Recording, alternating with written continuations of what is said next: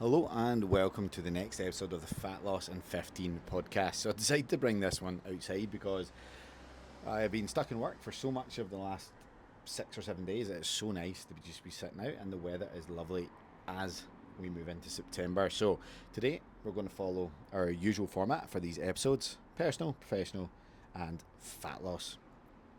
So today I'm going to talk about what I've been doing with my own training, how it's making me feeling, and what I'm going to be doing on the run up to Christmas, and then on the run up to my wedding, or our wedding, mine and Lucy's, next year.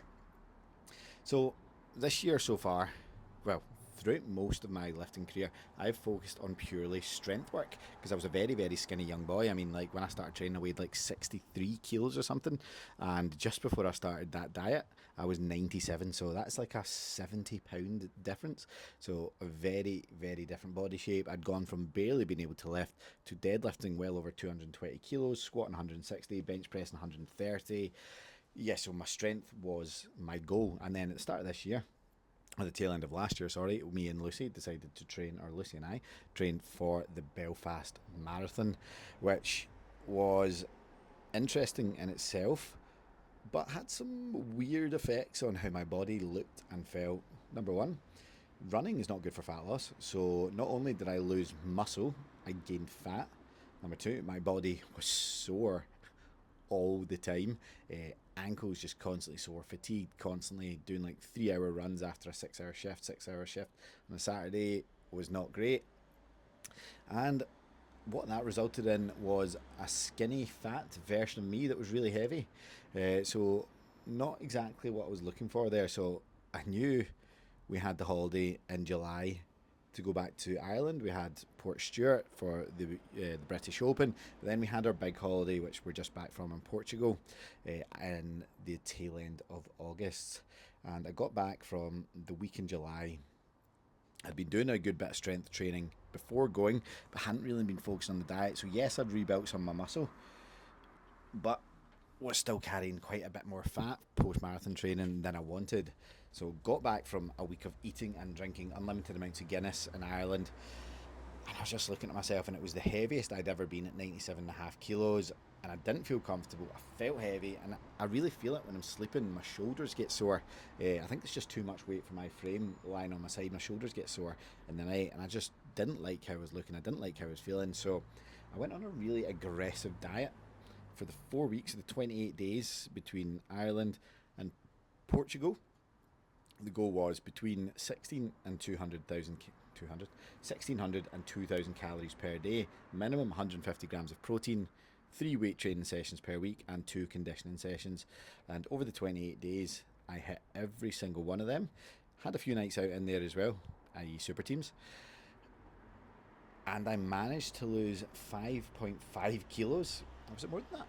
No, 5.5 kilos. I got down to about 91. So, yeah, 5.5 kilos over those 4 weeks, which I thought was quite impressive. So it was about 12 pounds, and I felt miles better from it. And then went to Portugal, felt actually decent, not quite where I'd like to be. I think I'd get down to about 85, and then really felt more comfortable in my skin. So now that we're back, I've decided, what am I going to be doing? I'm going to be focusing on my strength training because I don't really need to build any more muscle.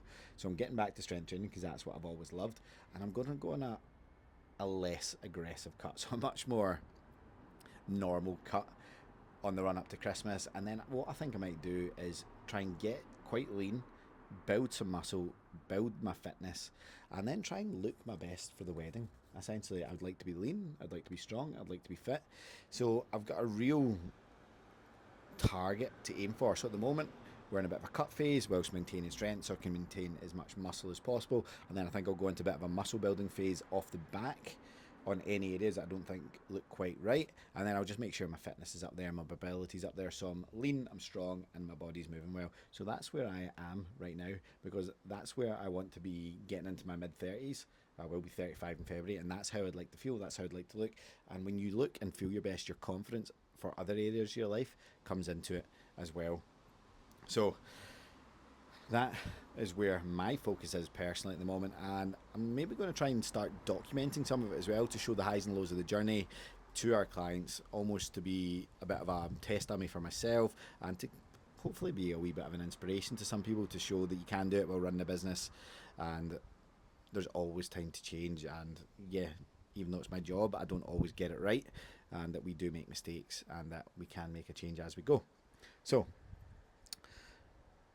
now onto the professional side of it, and that is something simple really here. And when we made this change to the business model 2 years ago, we went from being a kind of mid to low tier price that was providing no value to anyone, very middle of the road, to something that we would call high ticket coaching.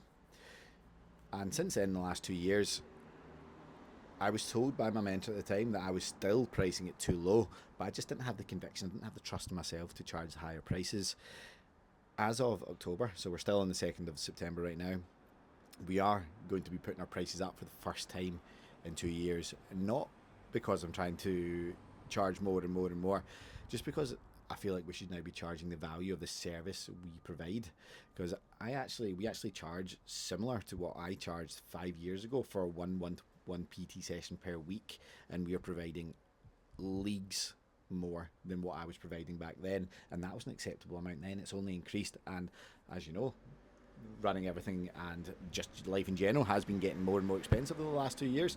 So I feel like I'm actually doing myself and the team and our actual clients a disservice by not putting the prices up, because by putting the prices up, it enables us to provide the best service possible. So that's just where the business is going right now. We're always looking to improve. We should be taking on a new member of staff as well, so we've got more holiday cover so we can open as many sessions as possible and just provide the service that we really want to provide. It has been a bit of a rocky road over the last 5 years getting the gym to where we want it to be right now, but as I said, as I've been saying over the last couple of weeks, things really feel like they're starting to click, and I just want to lean into that and keep pushing towards where I envision the business being, and that is a real 5-star coaching service that helps a lot of people that have been left out by the typical fitness industry, the old model that we were speaking about last week. So as of October, we're putting the prices up again. I've given myself this personal mission to help as many people as possible by the end of the year, because the last one was 20 people in 3 months and we smashed that in under 2, and I would love to keep just really doubling down on that and get as many people through the door and just help change as many lives as possible. Which then leads me on to the most important part of this podcast, and that is the fat loss aspect of it. And today we're going to talk about something that is, you will hear, and I speak about it until the cows come home, and that is protein. But there's this trend that's always happening in the fitness industry, and that is it's such a marketable industry. And now we know protein is needed for fat loss. You want at least 1 gram per kilogram of protein per 1 gram per 1 kilogram of protein, absolute minimum of your body weight. So if you weigh 80 kilos, you should be eating a minimum of 80 grams. Ideally, it would be at least 120, upwards of 160. But a lot of businesses have really leaned into this, and there you've got all these high protein bars, which are just chocolate bars with a wee bit of extra protein. Then you've got your protein bread, your protein bagels, and all these things that have just been labelled protein on them. And essentially all they are is higher priced chocolate bars with better marketing on them. I actually was watching an Instagram reel a couple of weeks ago, and it just really stuck with me to just show kind of where the fitness industry is. And it was just a pack of like gummy worms, like your typical Haribo. And the guy was like, he was a brand expert, that's what he did, he was a marketing expert, and he's like, I bet you I could turn this into a supplement. And all he did was take a 50p pack of gummy worms, put them into a tub, put all this fancy label on it, and none of it was actually lying. It was all these just stupid words insinuating like slow release, high energy, all this sort of stuff. And he turned it into exactly what a lot of supplement tubs look like for the fitness industry. And he's taken something that cost 20p, which was just a regular Haribo, and turned it into a £8 product that people 100% would buy. And that is kind of what's happening with the protein world right now.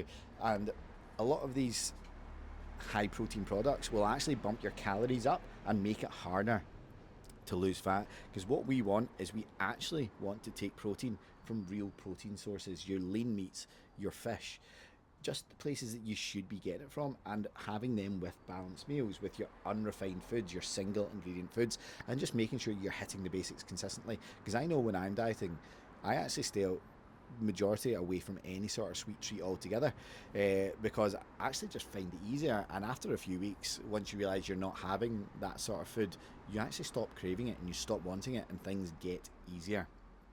So the whole idea is, one of the basics of Club 300, or one of the coaching philosophies behind Club 300, is we want our clients to be able to lose weight without obsessing or having to use supplements or fancy products. We don't actually drive supplements to any of our clients at all, because they are just that. They're a supplement. If you can get the basics right, you don't need them. But if maybe you want to have some protein powder on top, you absolutely can. But we want to stay away from these protein breads, these protein bagels, because they're just bumping up your calories for no extra benefit.